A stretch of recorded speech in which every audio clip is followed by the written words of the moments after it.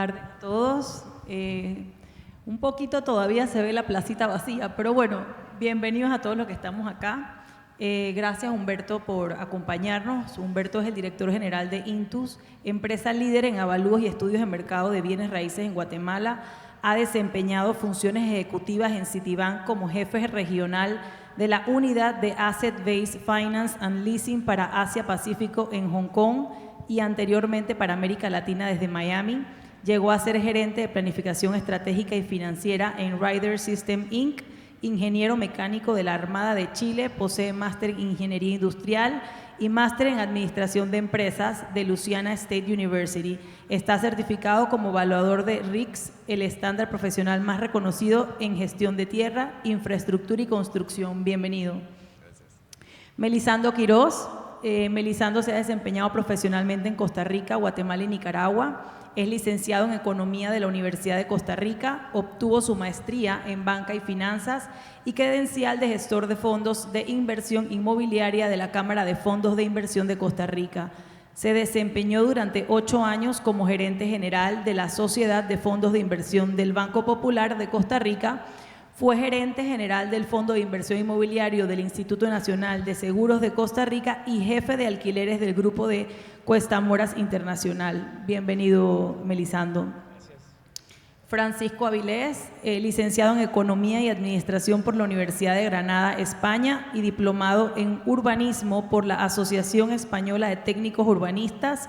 Tiene más de 25 años de experiencia en el sector inmobiliario, creando unidades de negocio inmobiliario en diversas empresas, tanto en España, Costa Rica y Panamá. En el 2015 funda junto con Verónica González la desarrolladora Argos Estrategia, firma especializada en proyectos urbanos verticales residenciales y de uso mixto. Avilés ha participado en el desarrollo de más de 30 proyectos inmobiliarios en la región y comercializado más de 1.500 unidades en los últimos 10 años. Bienvenido.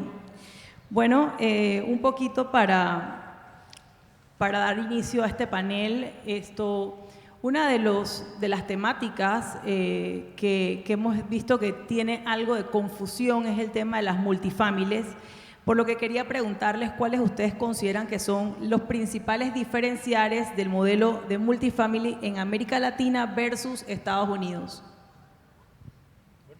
Bueno, buenas tardes a todos. Muchísimas gracias por la invitación.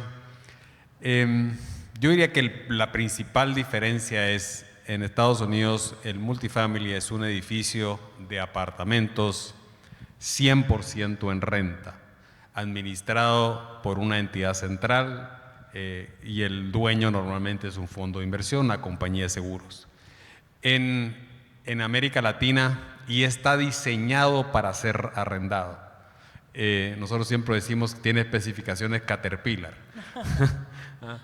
que es diferente, o sea, la lavadora, la secadora, y está 100% equipado. Cuando digo 100% equipado, no tiene muebles normalmente, pero sí tiene appliances, sí tiene lavadora, secadora, etcétera, todo lo que tiene que tener.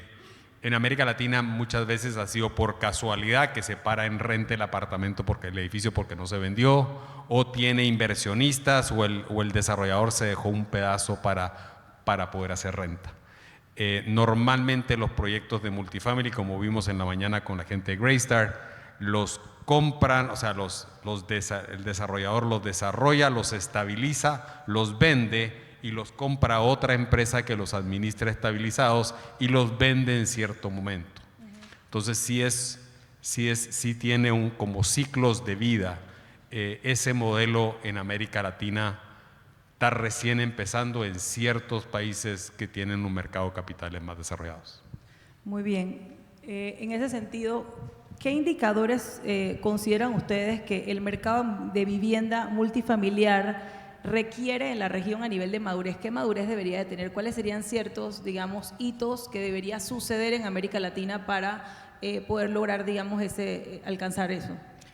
Gracias. Buenas tardes a todos y las gracias a la revista Inversión Inmobiliaria por la invitación. En esta línea, Mónica, aquí quizás un elemento importante con lo que acaba de indicar don Humberto es el concepto del alquiler que está de por medio en ese tipo de edificaciones, porque como bien lo ha planteado don Humberto, un principio que hay detrás del multifamily es un edificio principalmente para alquiler, que en América Latina le hemos acomodado a otras versiones, es otro tema. Entonces, un elemento que determina mucho el incentivo de este producto en nuestro contexto es la tendencia al alquiler que está habiendo en nuestros países, y esto viene casi que de varios años, pero después de la pandemia se han juntado varios elementos que son importantes. El debilitamiento del ingreso familiar ha hecho que a las familias les cueste más comprar vivienda. A esto hay que agregar factores sociodemográficos, donde los jóvenes, por el tema laboral, buscan la mayor comodidad. Entonces, el tema de comprar vivienda en muchas partes de la región no es tan determinante como el tema de la oportunidad de tener una vivienda que le sea muy práctica para el tema laboral, y entonces esto también ha sido un incentivo. Y el último elemento que pesa mucho en esto también es la disponibilidad del mismo edificio como tal, ¿verdad?, que le brinda todas las facilidades que él como persona, la familia, eventualmente en otro contexto no tendría, la comodidad de poder tener el punto para lavar, todo el tema de los apartamentos con el vehículo. Entonces, todo ese tipo de elementos se están mezclando, sociodemográfico, económico y la conveniencia del mismo edificio. Una de las cosas pues, que creo que estamos conversando hace un rato antes de entrar en el foro es cuando los mercados están listos, ¿no? Entonces, entender un poquito qué haría que nuestros mercados, o sea, qué haría o qué definiría que el mercado está listo, ¿no? Creo que una de las cosas que conversábamos es que realmente el producto esté listo para, digamos, darle la vuelta. Sí, yo creo que un poco, bueno, buenas tardes. Los mercados están listos sobre todo cuando hay una demanda latente, una demanda que, por ejemplo, se estamos viendo aquí en Costa Rica, sobre todo los cambios de comportamiento de las nuevas generaciones. No es solamente un tema de acceso a la vivienda, sino que no hay esa necesidad o no se quiere tener un acceso a la vivienda porque no se quiere dejar de disfrutar de otra serie de beneficios de la vida, estar de viaje, ir a restaurantes, comprar marcas de lujo, etcétera, etcétera. Eso no quieren renunciar a las nuevas generaciones, y comprar una vivienda pues supone un esfuerzo financiero importante que la gente no quiere hacer, ¿no?, las nuevas generaciones. Y por eso estamos viendo que los mercados van madurando y los mercados van teniendo una demanda importante. Aquí creo que en los últimos años nosotros hemos vivido, estamos muy enfocados en una zona muy concreta aquí de San José, y hemos visto un crecimiento de las rentas en el entorno del 20, el 25% del 2019 aquí, lo comentábamos antes. ¿Y eso qué quiere decir? Eso quiere decir que hay una demanda latente. La disponibilidad, pues ha sido una disponibilidad que poco a poco pues el mercado ha ido absorbiendo, y ahora mismo nos encontramos con que hay una buena oferta y un mercado que se va viendo cada día que está más maduro en general en residencial y en multifamily, desde el punto de vista de lo que comentaba antes Humberto, de que el multifamily tropicalizado, quiere decir que son edificios que no se han conceptualizado exactamente para ser edificios de alquiler, pero cada día sí vamos viendo que los edificios tienen en cuenta el componente del alquiler y tienen en cuenta que van a tener, yo te diría que entre un 30 y un 70% de compradores que son inversionistas, ¿no? Sí, yo apoyando eso, yo te diría que para todo tiene que existir oferta y demanda. Demanda hay, en el caso de Guatemala más o menos el 50% de los apartamentos de 1 o 2 dormitorios se están vendiendo a inversionistas, por lo tanto quiere decir que hay una demanda de arriendo, parte por lo que tú decías de que pues los precios están subiendo, por lo tanto la gente se demora más en comprar su casa y va a alquilar durante más tiempo. Entonces, la oferta de alquiler, o sea, la demanda para el producto ahí está. Y es mucho mejor tener, en vez de yo comprar un apartamento en este edificio, uno en el otro, y preocuparme de los inquilinos, que el apartamento se desocupe una vez al año, una vez cada 2 años, pagar una comisión porque tenerlo desocupado 2 meses, repararlo, pagar una comisión por alquiler, pues recibir el 95 o el 90% que recibiría de renta estable todos los meses, porque soy parte de una inversión en un fondo que es dueño del edificio. Entonces, ese pedazo está, si queremos ver la oferta, es de alguna forma la demanda del producto. El problema lo que falta en el producto es, como les dije, es primero se desarrolla, se estabiliza, pero ¿a quién se le vende el edificio después de cierta cantidad de años? El edificio después de 5 años, de 10 años, en los mercados de capitales más desarrollados, lo que hace es que ese edificio se le vende a alguien más. Ese es el pedazo que aún nos falta. Y por eso que Multifamily se ha desarrollado principalmente en América Latina, en Chile, un poco en Perú, un poco en Colombia, algo en México, un poco en Brasil, que son los mercados de capitales más desarrollados. Nos falta ese pedazo todavía para poder llegar, pero la demanda ahí está y la oferta del producto, yo estoy de acuerdo que pudiéramos hacer los Caterpillars y hacerlos si ya existe, si ya se puede tener la salida, ya se hacen los edificios una vez diseñados. No solo es diseñarlos que sea resistente, pero por ejemplo, si hoy yo le meto celdas solares al techo y hago los sistemas de agua que recirculen y que sea el edificio mucho más eficiente, si yo vendo los apartamentos, eso el comprador no lo paga. Pero si yo me voy a quedar con el edificio y lo voy a operar 10 años, eso se paga solo. Entonces, sí, el diseño, yo estoy de acuerdo contigo que el diseño sí es diferente, si es un edificio en renta, es igual que una fábrica. Si voy a hacer bodegas para alquilar y me las voy a quedar, o si voy a hacer bodegas para vender. ¿Cuáles serían algunas características, digamos, aquellas diferencias que típicamente se ve entre un producto que sí está pensado para la renta y un producto que simplemente en el camino tuvo que reconvertirse por algún factor? Bueno, nosotros tenemos la experiencia de haberlo hecho al revés, y entonces empezamos con un edificio que iba a ser un edificio de renta, 100% renta, pero por un tema de financiamiento, y creo que es un tema que debiéramos abordar, no pudimos hacerlo así, tuvimos que reconvertirlo a un edificio de venta, ¿no? Entonces, creo que Humberto ha hablado algo de eso, y el tema de la capacidad de los elementos que tiene una vivienda, sobre todo en temas te diría yo, de appliances, en temas de todo lo que tiene que ver con grifería, inodoros, etcétera, etcétera, que uno piensa en alto tránsito, uno piensa en que, pues claro, esto me tiene que durar por lo menos 20 años, ¿no? Cuando uno lo va a vender, dice, bueno, pues ¿qué es lo que voy a vender? Tengo que mirar mucho el tiquete al que voy a vender e ir recortando en lo que puedo, o por lo menos haciendo, recortar es una palabra fea, ¿no? Que no le gusta escuchar a la gente, pero al final, ¿qué es lo que estás buscando? Algo que se acomode al tiquete de precio al que tú vas a vender, y todo eso hace que vayas bajando. Y por el otro también el tema de las amenidades.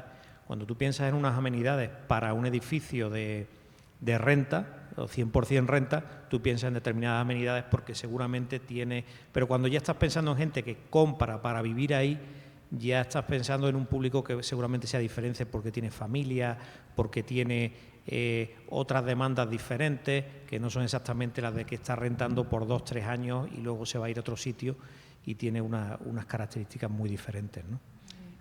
Si me permitís, un elemento tal vez importante que es parte de todo este juego de terminologías y características, y que creo que es casi como que muy evidente que se ve la diferencia en el concepto nosotros latino y el concepto americano, es en el aspecto legal. Incluso la finca filial, por ejemplo, nosotros estamos conceptualizados en los edificios típicamente a construir jurídicamente cada apartamento en una unidad de venta separada, y eso nos lleva a todo el tema de condominios, y eso tiene un costo. En la versión americana el edificio es uno solo, no hay separación jurídica como tal de cada apartamento, es una finca, y eso permite un ahorro en los costos y eventualmente todo el manejo de la parte hasta ingeniería técnica que permite que no sea tan separado. Al final solamente vendes el edificio completo. Entonces ahí hay un elemento también de eficiencia en costos y en temas también financieros, o sea, que va ligado a esa parte. Bien, ¿qué tendencias están impactando el mercado de vivienda multifamily en la región? ¿Cuáles ustedes dirían que son algunas tendencias? Yo te diría que todo el mundo quiere entrar en el negocio y está buscándole la forma. Yo no soy experto en fideicomisos y esa se la voy a dejar a mis colegas aquí, pero una forma que hemos visto que hay intentos es que alguien vende el edificio, vende los apartamentos, pongamos tiene 100 apartamentos el edificio, vende los 100 apartamentos, pero el edificio está hecho para renta.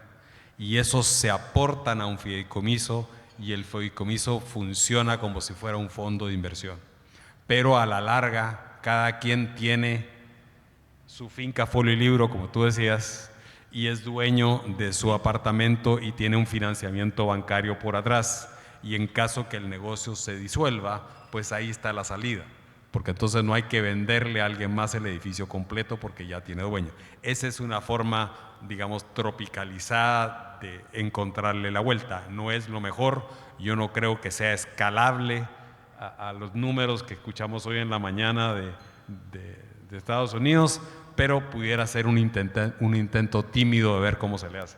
Sí, yo diría también que es muy interesante eso, porque esa tendencia es algo, y uniendo a lo que ha dicho Melisandro, perdón, el tema de que puedas luego vender las unidades o puedas vender el edificio por plantas, que es algo que también se ha visto en algunos mercados, que es vender un edificio que ya tienes operando, es decir, te vendo una planta y encuentras inversionistas que te van comprando, porque una dificultad importante, que lo comentaba un momento, es que cómo sueltas luego ese activo. O sea, tú desarrollas el activo, tienes el activo durante una serie de años, ya tienes un nivel de ocupación alto, y cómo lo vendes. Entonces, sí, hay casos en los que puedes vender unidad por unidad, en donde ya tienes pues prácticamente tienes un condominio constituido, que sería aquí en Costa Rica, y también tienes la posibilidad de vender plantas completas, que es una fórmula intermedia que nosotros exploramos en su momento. El problema que tiene es que, claro, si estás hablando que una planta de apartamento, por ejemplo, un edificio nuestro son 12 apartamentos en Start por planta, tienes que encontrar un inversionista que te ponga $1,5 millones de dólares encima de la mesa, ¿no? No es tan fácil. Mónica, si me permitís. Sí, en esta línea que habla Francisco también, y con lo que Humberto apuntó, un elemento que hace o que estimula esa tendencia y que lo está empezando a madurar, que no hay que perder de vista, son los mercados de capitales que tenemos en la región, que bien que mal le están entrando ya a este tema. Tal vez aquí la referencia internacional más importante es Chile, donde tenemos que esta figura se está impulsando a nivel de lo que es una unión propiamente, el sector de construcción con el mercado de capitales a través de los fondos inmobiliarios que compran edificios para alquilar. Entonces esto permite este problema que comenta Francisco de los inversionistas, es uno más serio, o sea, donde encontramos suficiente inversionista para que nos fondee ese edificio y se quede con los alquileres. Entonces un híbrido que es como la punta de lanza que está estimulando esta tendencia, y que yo por lo menos en el caso de Costa Rica creo que ya viene de camino, es que los fondos de inversión inmobiliarios van a ser un producto que va a permitir atraer inversionistas, los cuales no son en sí mismos compradores, no son dueños del edificio, sino ese derecho de participación que representa la inversión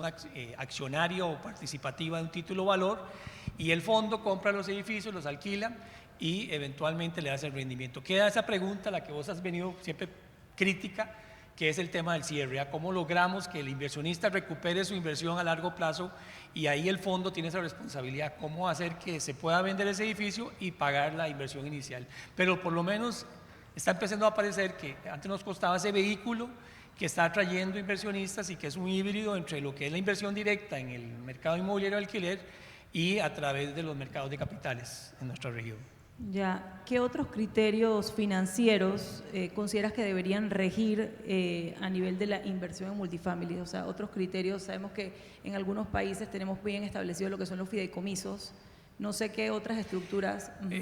Mira, mucho lo que se ha utilizado en la región ha sido el tema de los fideicomisos de desarrollo inmobiliario o fideicomiso inmobiliario junto con los fondos de inversión. Aquí quizá la parte más importante es entender también dos elementos que ahora lo conversábamos, que a veces se pierde de vista en este modelo de negocio, que es el dividendo o el yield de pago que recibe el inversionista, que es esta figura de los alquileres. El modelo lo que dice es: meta dinero junto con otros inversionistas, compramos el edificio, se alquila, cobro los alquileres, descuento los gastos operativos, pago el apalancamiento y lo que queda es la distribución. Entonces eso nos da un rendimiento que en nuestros mercados acá latinoamericanos generalmente anda rondando un 4% de rendimiento líquido anual.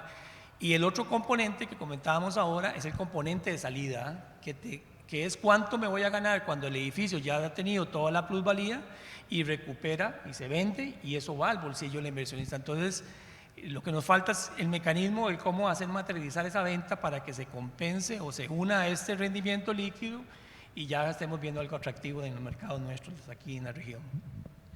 Bueno, aquí en Costa Rica tenemos lo comentaba antes, ¿no? El reto grande de que las entidades financieras presten ese financiamiento a largo plazo para poder hacer un proyecto de estos, independientemente de lo que tú comentabas, de la salida, etcétera. Está el tema de encontrar un financiamiento a 15 años de largo plazo que sobre un activo inmobiliario basado en renta de vivienda, que además por la legislación costarricense no te permite, si lo cobras en dólares, hacer un incremento anual de la renta, sino que tienes que echar al inquilino y volverlo a meter en el apartamento o a alquilar, y además tienes un periodo de 3 años para poderlo hacer, hace que las rentas no sean incrementales como ocurre en el comercial, ¿no?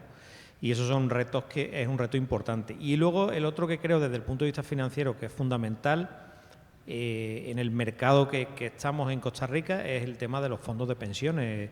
Estamos hablando de un mercado de aproximadamente 20.000 millones de dólares que hay en fondos de pensiones en Costa Rica, en donde a día de hoy invertidos en el sector inmobiliario en general, no digo ya en vivienda o en multifamily, hay prácticamente un 0%. Es decir, simplemente con que dedicaran un 10% de esos fondos que tienen y la legislación los obliga, lo que pasa es que el supervisor tiene que estar encima para que eso se cumpla, y eso no ha ocurrido porque la legislación, insisto, existe desde el año 2019. Claro. Pero con que se pusiera un 10%, 2.000 millones de dólares en un mercado como este, puestos en inmuebles para la renta, sería un revulsivo brutal para crear ese segundo mercado o incluso un primer mercado de desarrollo.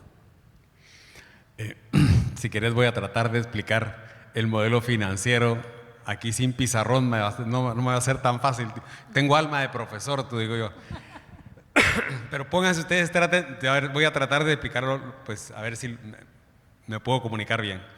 Si yo compro un edificio en 100, pongo 35 de capital y 65 de deuda, y voy subiendo la renta 3-4% por año, y lo compro pues al cap rate, al rendimiento que me da un rendimiento, usemos tu número del 5%, me da 5% anual neto de impuestos y de FISI, y recibo mi 5%. Al año 5, como he ido subiendo la renta al 3-4%, el edificio en vez de valer 100 vale 120. En Estados Unidos existe un producto que es donde uno solo paga interés y no paga capital por 10 años. Entonces, si solo he pagado interés y el edificio vale 120, me vuelvo a endeudar 65-35, es decir, me dan 13 más de deuda. Entonces, a los que invirtieron 35 les devuelvo 13. ¿Okay? De sus 35 menos 13 ya vamos con una inversión de 22, ¿no es cierto? Sigue subiendo la renta los siguientes 5 años, del año 6 al 10, y vale ahora 140 el edificio. Y en ese momento lo vendo y le devuelvo el dinero de nuevo a la gente. Entonces, pese a que mi rendimiento sobre la renta era 5%, el rendimiento de la inversión me da alrededor de un 15%. Y esos son los números que vemos en las inversiones en Estados Unidos cuando decimos cómo en renta pagan 15% si las rentas no son tan altas. Es un sistema financiero donde yo me puedo ir refinanciando cada 5 años y realmente tengo la liquidez al final. Por eso es tan importante esa liquidez para poder vender el edificio, porque entonces paso de un 5% de rendimiento a un 13, 14, 15% de rendimiento sobre la inversión. Y ese es el pedazo que nos falta para poder serlo pues apetecible para los inversionistas en general. Podríamos hacer esa misma matemática, pero ¿cómo sería esto, digamos que acá en América Latina? ¿Cómo se ve ese mismo ejercicio? El problema es la salida, el problema es ese refinanciamiento, el problema es que para yo poder dar tu 5%, el problema es que el banco me va a obligar a amortizar préstamo. Entonces mi flujo de caja se me castiga notablemente porque no tengo el cash. Porque entonces, claro, en la venta, en vez de estar en 100 en libros, yo debo, o sea, a a los 5 años debo 60 y a los 10 años debo 0. Entonces, claro, todo es ingreso, pero como es, si nos acordamos de la clase de finanzas, pues todo el ingreso está al final, pero me tengo que asegurar de la venta final con deuda 0. Esto es un juego donde ya realmente seguimos usando el dinero y no necesariamente pagamos capital. Ese es parte del problema. El problema es el mercado de capitales nuestro. Correcto. Bueno, hablamos de algunos desafíos, ahora tratando de buscar el lado como positivo, a nivel de oportunidades. ¿Qué oportunidades ustedes encuentran que pudieran ser, o que pudieran enfrentar de alguna manera los inversionistas? Bueno, oportunidades hay muchas porque es un mercado que está booming, ¿no? Un mercado que está arrancando y que vemos que la demanda es importante.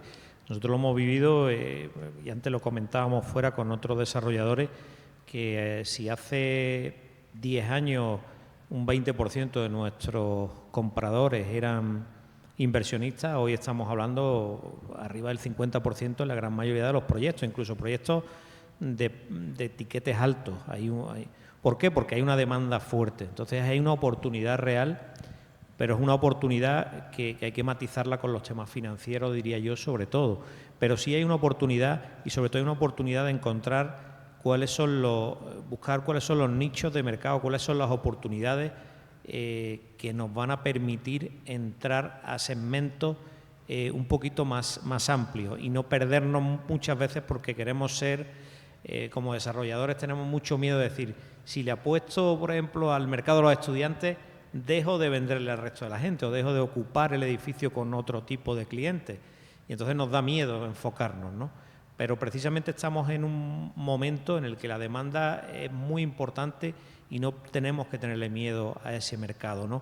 Yo estoy viendo que, por ejemplo, hay desarrolladores que quieren pues atacarle al mercado de la renta corta, Airbnb, plataformas digitales, etcétera, etcétera, y quieren compaginarlo con el mercado de alquiler de largo plazo, y muchas veces esos mercados no son tan compatibles, ¿verdad? Y sí, puede que tú digas, bueno, pues tengo un edificio entero para Airbnb o cualquiera de otras plataformas, no quiero hacer publicidad, pero todos nos entendemos, y te funciona y puedes hacer algo que no sea excesivamente grande porque tampoco la demanda es infinita, pero sí focalizado en eso, igual que puedes decir, pues en este edificio no voy a permitir la renta mediante plataformas digitales. Puedes hacerlo porque yo creo que hay oportunidad de hacerlo y no mezclar con los inconvenientes y las ventajas desde el punto de vista de la renta o de la operatividad que puede tener un edificio 100% pensado para plataformas digitales, ¿no?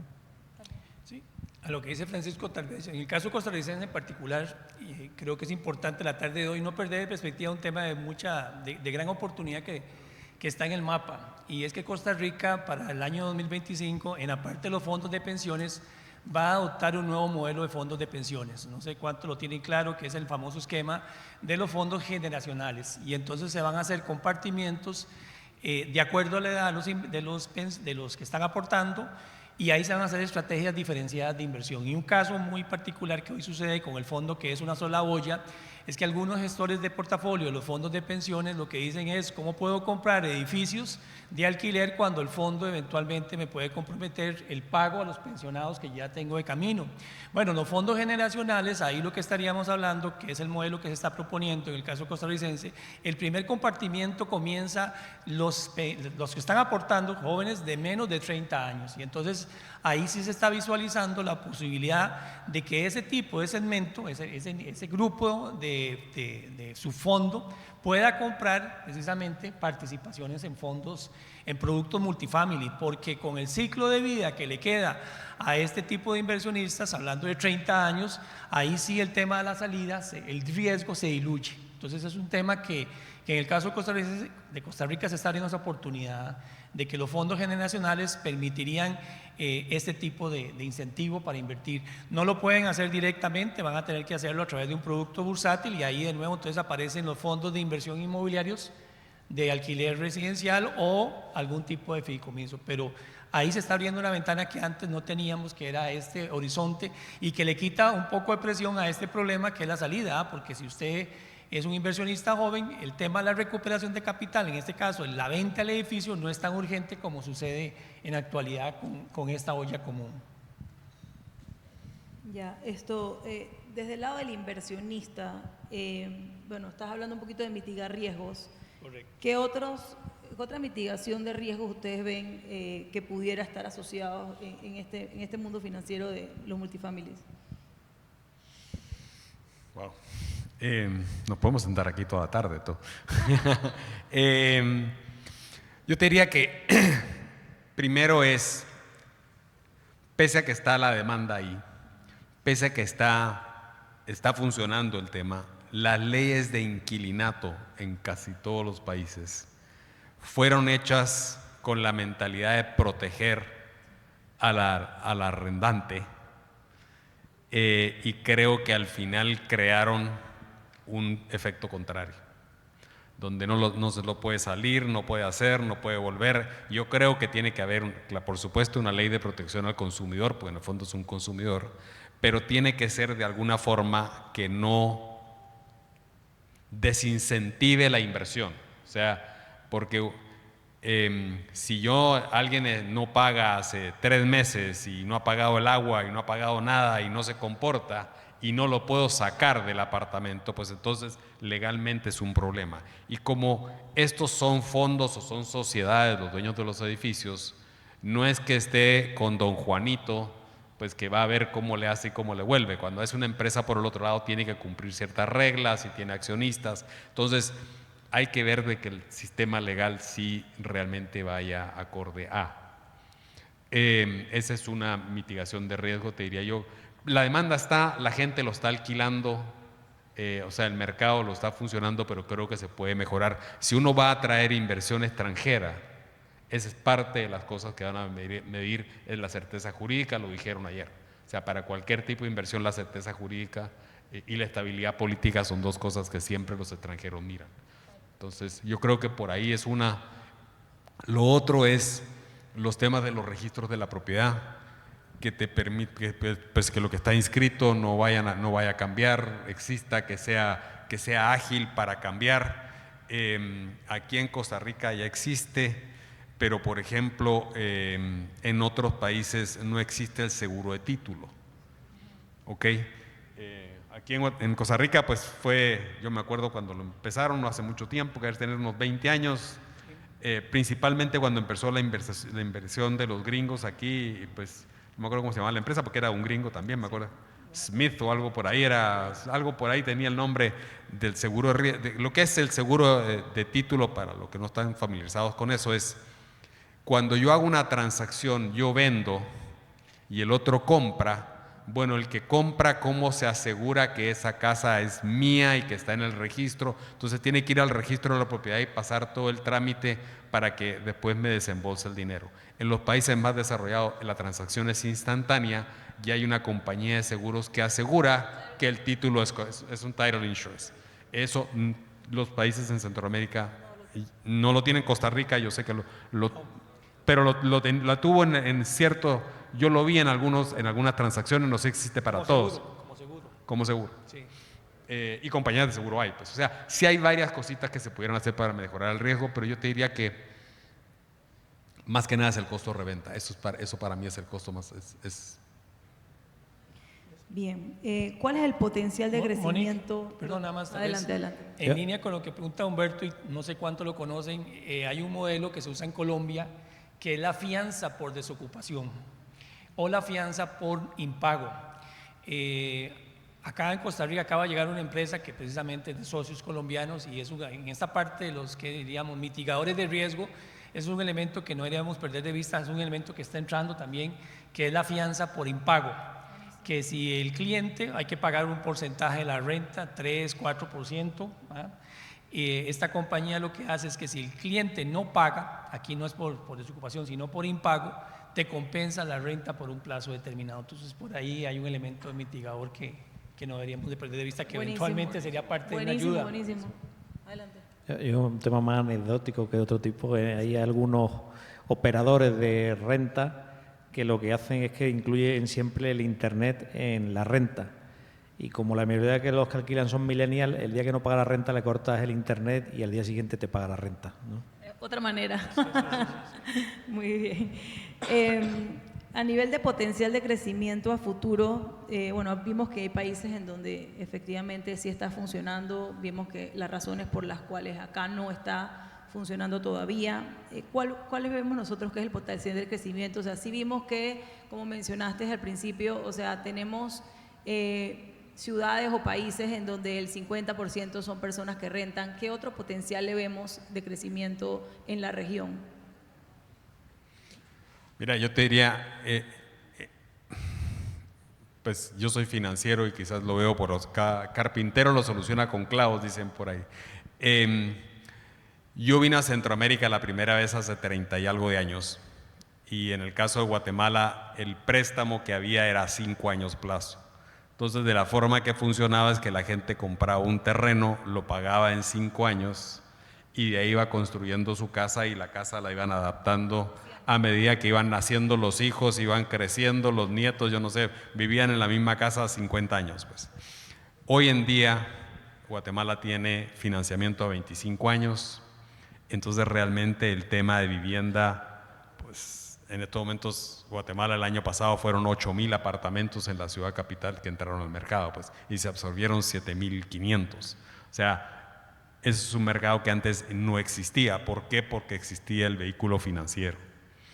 Entonces, lo que está pasando ahora, que estamos pasando de lo que había antes, de que cada quien miraba cómo construía su casa, a ya haber profesionales construyendo casas, y en las casas incluyo apartamentos, y ya hay un sistema de financiamiento y ya cada quien puede comprar su casa, a donde al siguiente mercado, que es el mercado de renta, que es, yo me atrevería a decir, quizás más grande que el mercado porque todos alquilamos casa alguna vez en la vida, pues no nacimos, no nos graduamos de la universidad y fuimos a comprar la casa al día siguiente porque no teníamos con qué, nos costaba pagar la renta.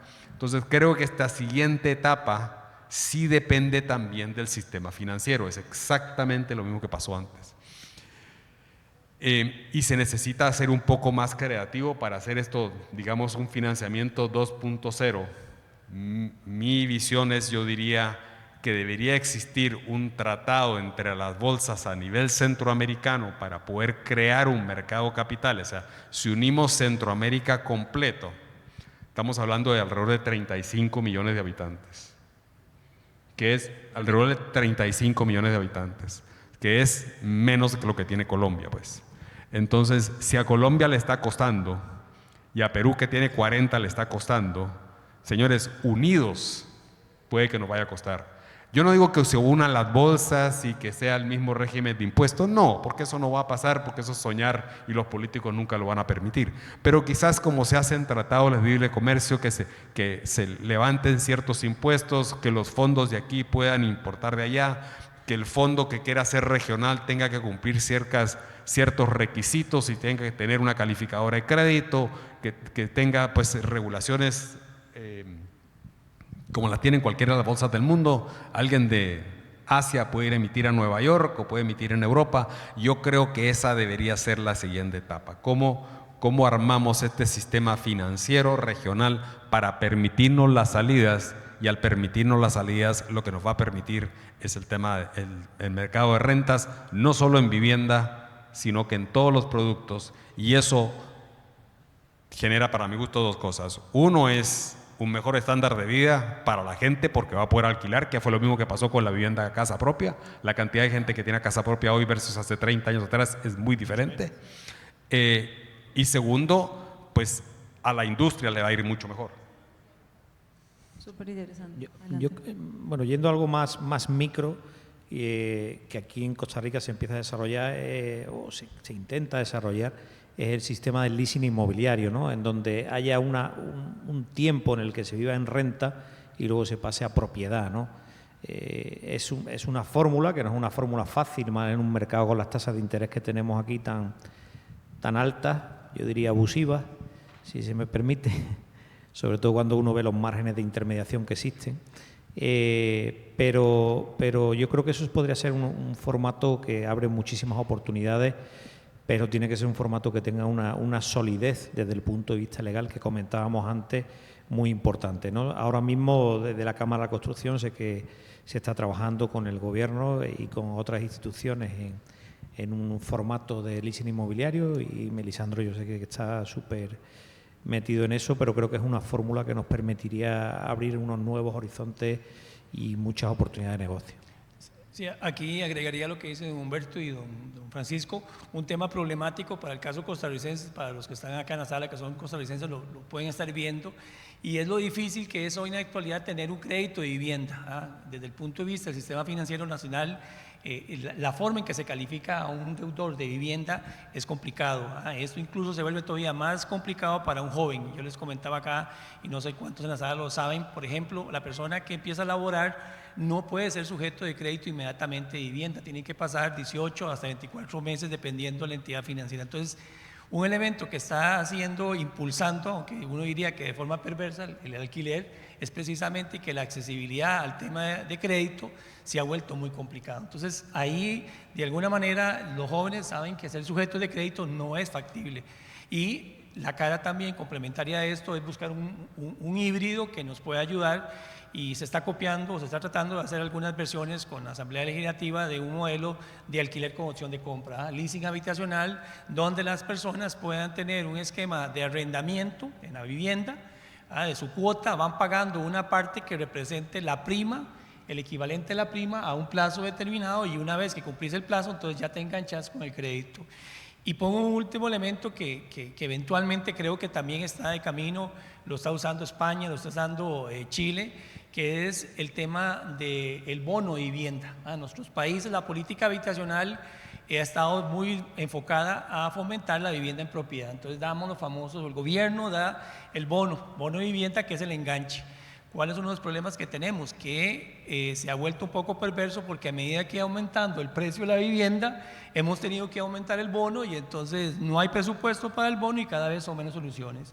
Y entonces con un bono, por ejemplo, ya Costa Rica incluso son los bonos de vivienda más altos, estamos cerca de $18,000 que damos en bonos, estamos regalando, entre comillas, 5 millones de colones. Entonces, una de las cosas que se están viendo en el mercado de la política habitacional es convertir el bono de vivienda en bono habitacional. Ahí pongo el ejemplo de Chile. Chile implementó un programa que en forma graciosa se llama Chao Suegra. Ese se llama el programa, y lo que hacen es que le dan a los jóvenes antes de los 30 años, para un valor de vivienda, un equivalente de casi regalado por 24 y hasta 36 meses, $200 sobre el monto de alquiler. Entonces, también es un tema que yo creo que nuestros mercados ya tienen que valorar desde el punto de vista de la política habitacional, cómo el mismo Estado fomenta la política de alquiler, que en el pasado siempre ha sido solo vivienda en propiedad, y que ahora, dentro de todo este entorno, hay que darle un espacio al alquiler. Incluso complementando incentivos fiscales, es decir, que han aplicado muchos países, Panamá también, o sea, desgravaciones fiscales en la renta de las personas sobre el pago que hacen de alquiler hasta determinado nivel. Lógicamente, si pagas una renta de $3,000 no te vas a desgravar nada, pero determinadas rentas tienen esa bonificación, o también la bonificación por el pago de intereses del crédito hipotecario, para pagar menos impuestos sobre la renta. Bueno, últimos minutos ya de cierre, si cada uno quiere comentar desde su perspectiva qué nos está deteniendo y cuáles son aquellos próximos pasos que debemos dar como gremio. Creo que lo he dicho antes, ¿no? Lo que nos está deteniendo es el tema del financiamiento, o sea, no tener financiamiento de largo plazo, por un lado, no tener un sistema financiero que nos permita también, y un sistema financiero desde el punto de vista amplio, fondos de inversión, fondos de pensiones, instrumentos legales y financieros que permitan que exista una recompra, que exista también la posibilidad de incrementar las rentas en el caso de la vivienda, aunque sean dólares, sobre todo porque la vida sube de precio porque la vivienda no sube de precio, ¿no? Simplemente hay una ley que dice que si es en dólares, el dólar seguimos con las microdevaluaciones, ¿no? Después de, ¿cuánto? 16 años ya creo que se murieron las microdevaluaciones aquí en Costa Rica, ¿no? Entonces yo creo que el reto y lo que tenemos por delante y lo que nos va a permitir que esto sea un sector que funcione es el tema financiero y regulatorio sobre todo. No, el tema del mercado, el fondeo es crítico en el tema del futuro del multifamily y efectivamente tenemos problemas desde el lado del endeudamiento, ahí lo comentaba, los bancos estas figuras, a diferencia del esquema bancario internacional o americano, no lo conocen. Un dato que compartí hace unos días con la prensa es que, viendo los datos del último informe de Costa Rica, el porcentaje de familias que tiene ya vivienda, créditos hipotecarios, viene descendiendo. Y viene descendiendo fuertemente, porque no solamente por el repago, sino por el tema de la accesibilidad. Mientras hoy en Costa Rica, no sé cómo anda en Guatemala, estamos en casi que apenas un 10% de las familias tienen créditos hipotecarios, en la OECD andan en un 23%, y Estados Unidos ni qué, por encima del 35%. Entonces, tenemos un sistema financiero que le complica a la familia tener ya crédito, y entonces crédito hipotecario. Entonces, el tema del alquiler va a ser muy importante.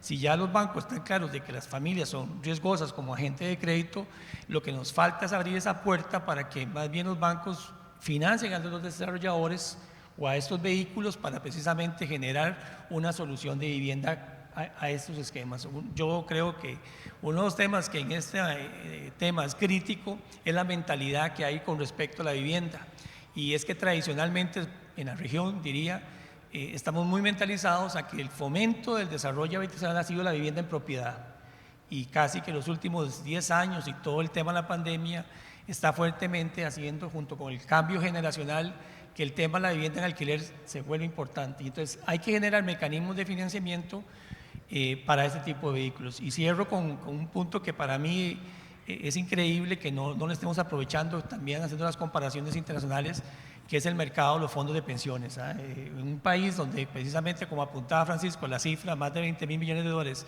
que tienen los fondos de pensiones, lo que está invertido en instrumentos de vivienda es muy pequeño. Y particularmente uno puede presumir, y eso es un tema que también lo he compartido con gerentes de los fondos de pensiones, un elemento que nos hace falta cambiar en todo este esquema es el chip de lo que es el rendimiento de este producto.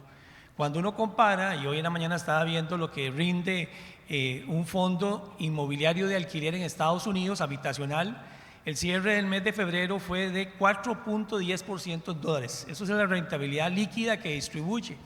Y un fondo inmobiliario industrial estaba en 3.98, un poco por el efecto de precios. Entonces, un poco el punto acá para cierre es entender para los inversionistas, sobre todo ese tipo de inversionista institucional, que una rentabilidad de este tipo en un producto que precisamente por los niveles de ocupación que tienen los apartamentos, al final ganarse un 4.10 o un 5 sigue siendo muy competitivo para una inversión financiera. Hay que entender que el universo de instrumentos está abierto. Entonces, por ahí creo que los fondos de pensiones necesitan un cambio de chip, y espero que con este cambio que también se está dando desde el punto de vista del nuevo enfoque de fondos generacionales, venga más inversión para el mercado de renta habitacional. Gracias. Mira, yo lo partiría en dos. Uno es, el tema de multifamily viene a solucionar un problema social. ¿Okay? Todo el mundo se merece vivir en una vivienda digna. Empecemos por ahí. ¿Ok?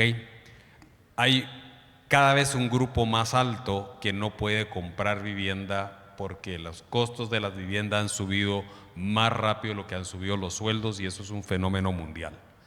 Entonces, y más ahora con las tasas de interés altas. Entonces, hay gente, así como hablamos de la ley de inquilinato, que hay gente que no puede sacar al mal inquilino, también hay al revés, hay abusos hacia los inquilinos en ciertos apartamentos, y esto lo que hace es profesionalizar la industria de la renta, porque van a haber edificios completos, estándares, la gente se va a mover de una empresa a la otra, de un edificio a la otra, con amenities de estándar, van a haber contratos estándar. Entonces, esto profesionaliza la industria y genera una mejor calidad de vida para esa gran masa, y Centroamérica tiene un bono demográfico bastante fuerte, porque la media de la gente, de la población, es 20 y algo de años. Entonces todavía tenemos para rato. Entonces yo te diría, hay un tema social que creo que lo podemos solucionar con esto, que no se va a solucionar con la compra de la casa propia.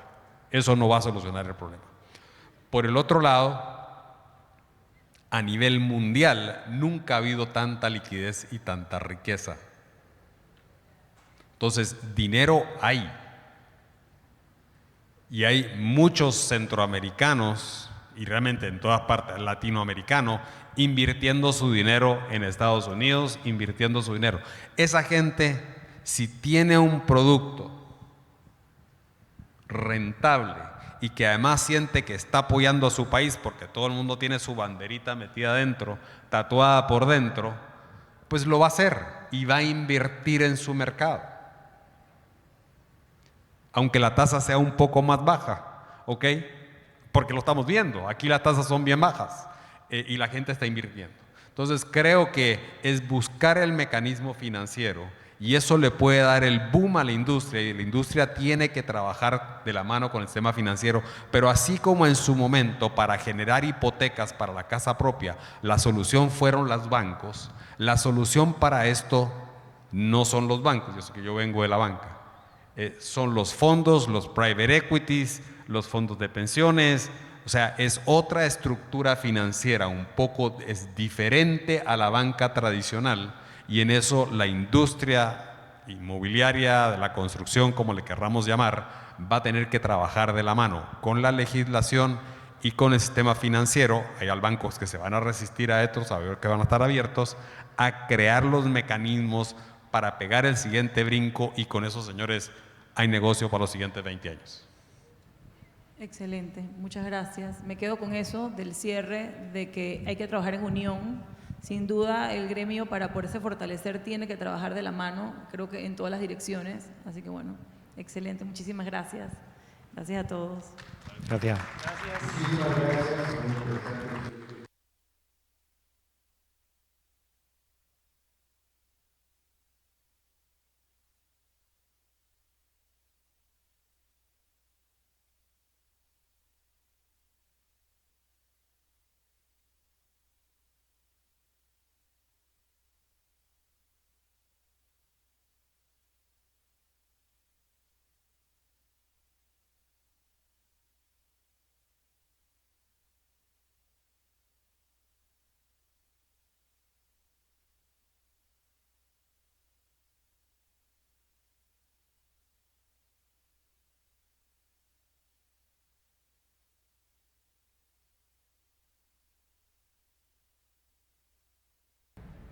Desde consejos prácticos hasta visiones inspiradoras, este cierre promete dejar con ideas y motivación renovadas sobre el futuro del real estate. Actualmente es la Content and Research Manager para la revista Inversión Inmobiliaria, miembro del Project Global, con más de 10 años de experiencia en áreas de gestión y administración de proyectos, análisis de riesgos, investigación de mercados para Costa Rica y Centroamérica, así como el análisis de estadísticas macroeconómicas.